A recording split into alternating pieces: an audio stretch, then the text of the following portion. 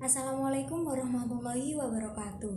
Perkenalkan, nama saya Siti Fatimah Rahmatullojan dari Manajemen Rekayasa NIM 20119100223. Baik, di sini saya akan sedikit mereview tentang materi PKN semalam mengenai wawasan Nusantara, geopolitik dan geostrategi.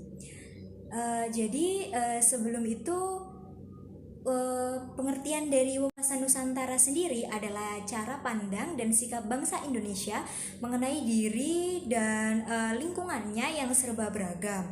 Kemudian bernilai strategis dengan mengutamakan persatuan dan kesatuan bangsa serta kesatuan wilayah dalam menyelenggarakan kehidupan bermasyarakat, berbangsa dan bernegara sehingga mencapai tujuan nasional. Nah, asas wawasan Nusantara sendiri merupakan kaidah atau ketentuan dasar yang wajib dipatuhi, wajib dilaksanakan, serta dijaga oleh seluruh masyarakat yang ada di Indonesia.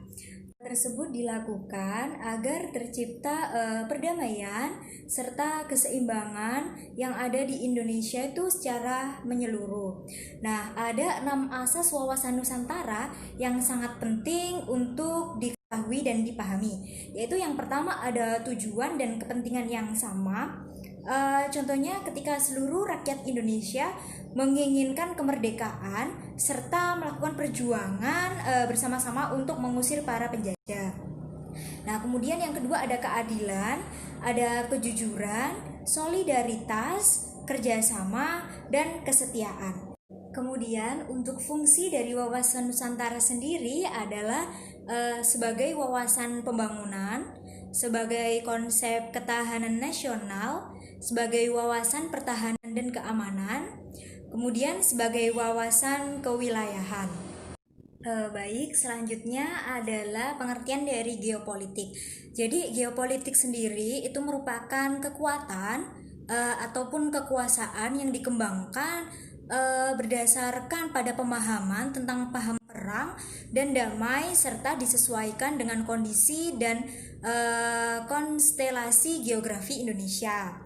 Nah, sedangkan untuk geostrategi merupakan perumusan dari strategi nasional dengan memperhitungkan kondisi dan konstelasi geografi sebagai faktor utamanya. Nah, di samping itu juga memperhatikan kondisi sosial, budaya, penduduk, sumber daya alam, lingkungan regional maupun internasional. Nah, kemudian untuk kedudukan dari wawasan Nusantara sendiri, wawasan Nusantara itu sebagai wawasan nasional bangsa kita, bangsa Indonesia, yang merupakan ajaran tersebut itu diyakini keberadaannya oleh seluruh rakyat agar tidak terjadi penyesatan atau penyimpangan dalam upaya mencapai atau mewujudkan cita-cita dari tujuan nasional. Nah, dengan demikian wawasan Nusantara itu menjadi landasan nasional dalam menyelenggarakan kehidupan nasional yang ada di Indonesia. Nah, untuk selanjutnya saya akan menjelaskan beberapa perwujudan dari wawasan nasional sendiri. Jadi yang pertama, perwujudan wawasan nasional sebagai satu kesatuan sosial budaya. Nah, masyarakat Indonesia itu satu bangsa yang harus memiliki kehidupan serasi dengan tingkat kemajuan yang merata dan seimbang sesuai dengan kemajuan bangsa. Nah, selanjutnya budaya Indonesia pada hakikatnya itu merupakan satu kesatuan dengan corak ragam budaya yang menggambarkan kekayaan budaya yang ada di Indonesia. Kemudian ada perwujudan dari wawasan Nusantara sebagai satu kesatuan pertahanan keamanan. Jadi ancaman terhadap satu pulau atau satu daerah itu pada hakikatnya adalah pada hakikat serta dalam pertahanan dan keamanan negara dalam rangka pembelaan bangsa dan negara kita.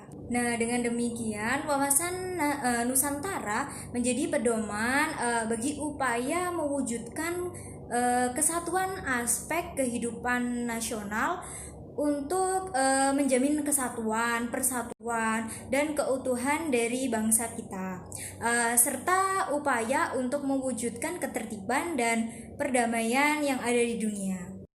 Nah, untuk contoh kasus dari geopolitik dan geostrategi di Indonesia, menurut literatur yang saya baca, adalah sengketa Pulau Sipadan dan Linggitan dari NKRI.